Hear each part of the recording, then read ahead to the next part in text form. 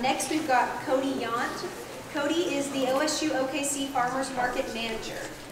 He was born and raised in rural Oklahoma. It was not until he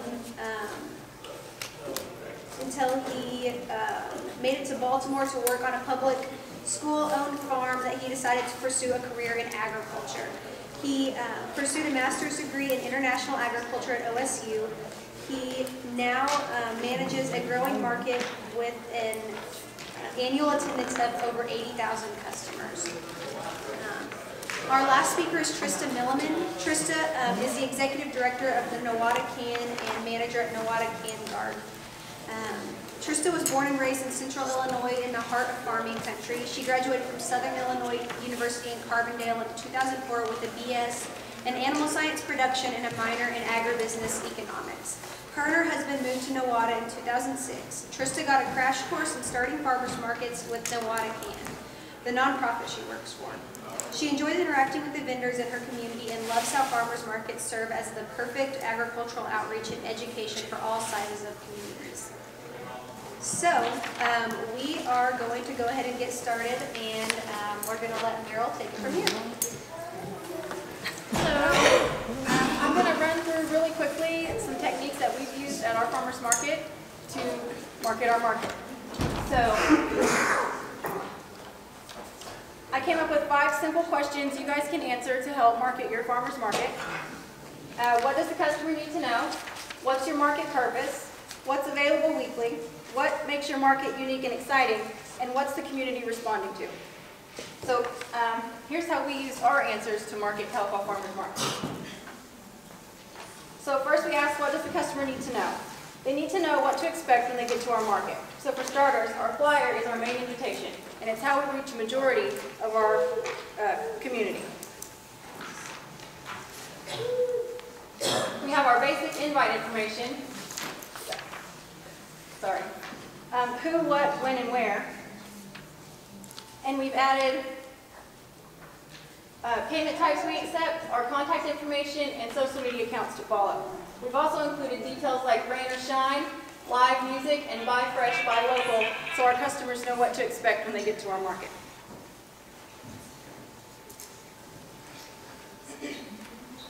We hang our flyers everywhere, bulletin boards and public buildings. Think about all the bulletin boards and flyers you've seen hanging in your community. Banks, laundromats, schools, and hospitals, just to name a few. ONI has provided these great market-specific double-up flyers, and we hang these on bulletin boards in our community as well. Facebook, we post our flyers on Facebook and our website as well. Facebook is one of our best marketing tools. It's a great way to communicate our market purpose, and create interest by using photos and video. So what's our market purpose? So our market purpose is available on our website. It's written in our bylaws. Yours is probably similar to ours. So in short, it says we're a farmers market providing OK grown and made in Oklahoma products. We're supporting the economic growth of local farms, artists, and craftsmen by providing a direct sales site and educating the community about the benefits of buying local. But instead of saying all of that, we use phrases like locally grown, farm fresh,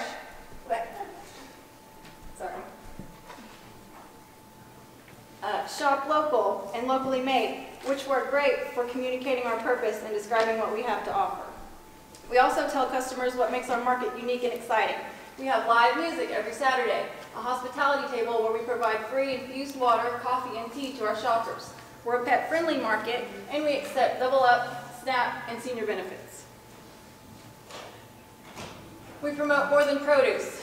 We talk about our atmosphere, upcoming events, and freebies. We offer free ONI recipe cards and calendars, grilled samples, wine tasting, and local arts and crafts. We make sure our customers know what's available each week. The seasons change and so does the variety. Short season produce like strawberries are usually a hot item and sell out quickly. Specialty and heirloom varieties like Cherokee purple tomatoes and lemon cucumbers are good at attracting attention and bringing in curious customers. And sometimes we have a limited supply of items like honey. We also use our weekly newsletter to get bulk information to our customers. Last season, our market emailed the newsletter to customers and posted it on Facebook each week. It included upcoming events, what to expect next week, health and nutrition tips, and last week's market news. We go live on Facebook. It's a great way to instantly show off our market and attract potential customers in real time. Most of our followers automatically receive a notification when we go live, unless they disable this option. We go live every Saturday and have received a great response from customers. Our live videos are an invitation. We introduce our market, show off the vendors, variety and availability, and invite the community to come shop local. We interact with the audience and answer questions as often as possible to keep them engaged and excited about what's coming next. We try to connect with the community and get them involved any way we can. Just for fun, we post farm and market questions on Facebook and ask the community to respond. Last season, we asked customers to share a word or phrase that embodies Tahlequah Farmers Market. We took their responses and created a word collage to share on social media. We posted giveaways and events, shared recipes and gardening tips, shared a laugh, and some of those silly farm posts get more likes, shares, and comments than anything else we post. Our local newspaper has been a big asset too. It has an events section which publishes community events for free. They've also written several articles on our market. We've been published in the Tahlequah Press, NSU News, Health Watch Magazine, and more. We use our website, Instagram, we've tried billboards, and there are a lot more marketing techniques you can explore. So then ask ourselves, what did the community respond to? We've tried many different ideas over the years, and we found our community connects with our Facebook posts and Facebook Live. They like knowing our purpose and what's available, they enjoy being involved in the community, and they're looking for consistency. There's a lot more information I wanted to tell you, but I didn't have enough time, so I hope you've got some ideas on how to market your market. If you have any questions, I'll be happy to ask, or answer. Yes? How do you do wine tasting? Do you have to have a liquor license for that? The wine, Yes. the vendor does. Okay. But the market doesn't care. Not as far as I know. Okay. Are you licensed by the state or registered by up to For the wine? for the whole market? Oh, yeah, I think so. Yeah, they're one of the, they're That's original right. NODAF. Okay. And with the recent changes, they're able to do that, as long as the vendor is in contact with Able Commission. Licensing permits and all Yep. that? Yep. Okay. Yes. Do you have all volunteers that help you with your marketing, or is there a paid person? We have one paid employee, Okay. and he's our market manager. He helps set up everything at the beginning of the market, take everything down. Yes. Does getting the word out on newspapers, radios, cost anything, really? Or do you just ask them to do it for... It can cost, but most of the time, if you ask them to do a community event, see, our market is free to come to, so most of the time, they'll go ahead and advertise it for free. Where does most of your funding come from? We get grants. You're a nonprofit? Yes. How do you get grants for your farmers market? Our president is really good at grant writing, and she does all of that work. That's what Cindy does. Is that it?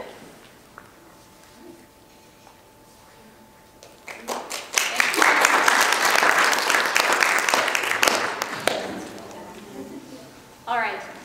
Am I talking loud enough for everyone to hear? Okay. I actually, Merle brought up some great points. She actually covered all of the avenues for marketing and advertising. I'm going to take a little bit of a spin on it because our market is a little bit different than most. We're a lot smaller than the Tahlequah Farmers Market. We're a lot smaller than Cherry Street. How many of you in here are considering starting up a market? Like you haven't done it yet, but you're... Okay, all right. So the one thing that I saw, Meryl's point number 5, what is the community responding to?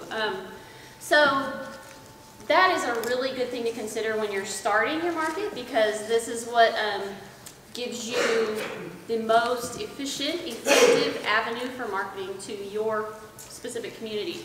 So just to give you a background, our farmers market, we're the Nowata CAN Garden Market, and we started in 2015 in a very rural part of Oklahoma. We're a farming and ranching community, Who knows where Nowata is? Anybody? Okay, if you don't know, we're about 50 miles north of Tulsa. So we're almost to the Kansas line, and we are also, about 20% of our population up there is at or below the poverty line. So that is hard to market to that particular demographic because, you know, what's the stigma of farmers markets? A lot of times it's expensive, it's not affordable, and so, and also a lot of our people are very, we have 10,000 people in the county, and about 3,800 of those people live within the county seat, which is the city of Nowata, which is on the south end of the county. So a lot of our people don't have the transportation to really go too far out of the county. They're not in the habit of buying from farmers markets. So that was like the first thing we had to take into consideration. The very first thing we did before we ever started our market was we looked at our demographics and we took a survey out to any place we could in our community. We went to our senior fair. We have a DHS puts on a great senior fair for us. We went to a couple health fairs, blood drives, parent-teacher conference night, back-to-school night. And the survey was a very simple survey, like 5 questions. What is the best night that works for you if we had a farmer's market? What would be the best day? What would be the best time? What are things that you consider when shopping at a farmer's market? So also taking in consideration, you know, people's availability during the day. So, and how they're going to get into town. Because like I said, a lot of them don't have a way to get into town if they're coming from outside of the county seat. So we got the response back, and the night we ended up doing, or the time we ended up doing was in the evening after work hours, 4 to 6. That worked for everybody. We don't really have a whole lot going on in Nowata County, so the people that do work go out of the county to work, so they're usually coming home. So we're like, well, that's perfect. We can pick the after-work crowd. The other thing we considered was, in our teeny tiny town, we have, I think, 9 churches, and church night is a big deal. That's Wednesday night. And everybody picked Wednesday night. That was the winner. So what we did was we were able to get that church crowd that's going to church. They're doing potluck after their church service. They get fruits and vegetables, or produce, whatever they can get at the farmer's market, and they take it to church with them. And we get that after work crowd that's coming through on their way home. And so, having said all that, we also had to take into consideration we have an outstanding farmer's market to the west of us in Bartlesville, and it's a Saturday farmer's market. We didn't want to, I know some of our Nowata people do go over there, if they make it over there, so we didn't want to take away anything from the Bartlesville Farmers Market, so it was really easy to have it on Wednesday night.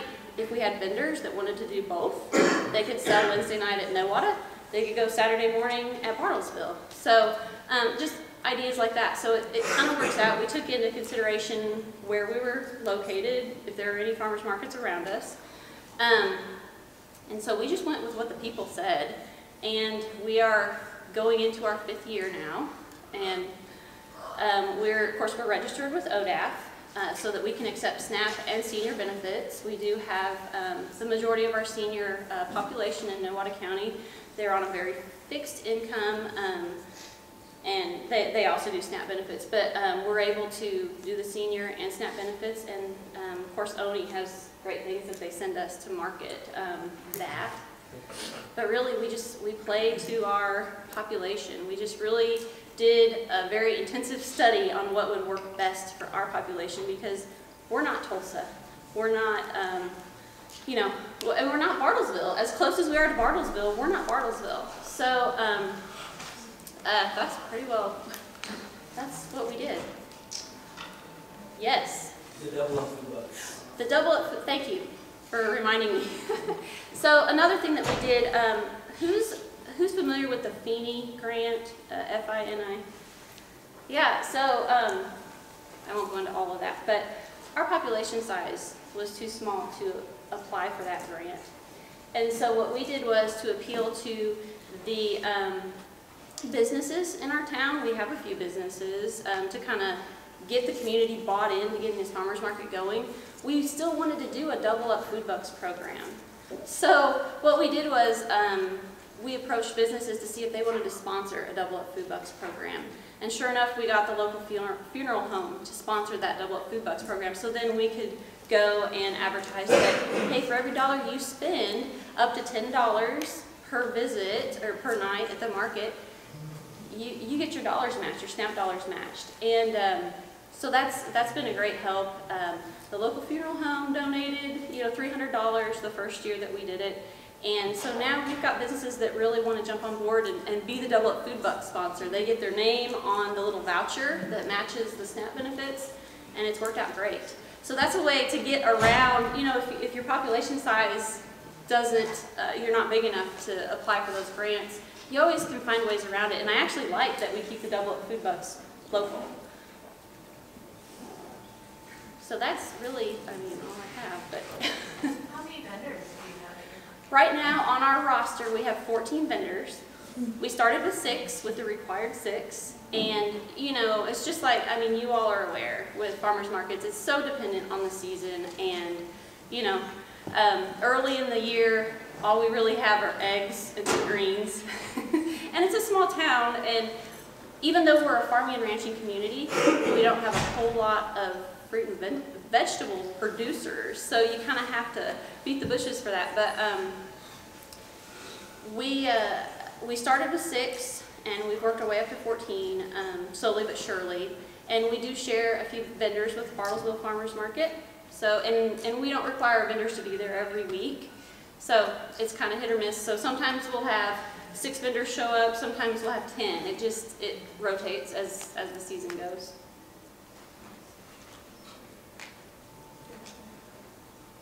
Yes, sir. How did you recruit your vendors? Well, I came here to the Farmers Market Conference. When was the first one held? I can't remember. It was a while ago. Was this the 5th one? Maybe. So I recruited there. I also got on Facebook and did an all-call to the community. We also do, with our farmers market, depending on what your capabilities are, we do have a lot of seniors, so this doesn't work for a lot of the seniors, but we have a texting reminder that the farmers market is tonight or whatever. We can send out, announcements on that. But we got people signed up for that just to get information on vendors and what's available for that week. And we just kind of networked. We know we worked closely with the Extension, with Nowata County Extension, and they were able to hook us up with people not necessarily in our county, maybe just to the south of us, Rogers County. They have some growers down there that could come. So just knowing the right networks to jump into. I really highly recommend partnering with your Extension office if you can, because they can give you the list of people they know of, or they can give you the contact to find you vendors.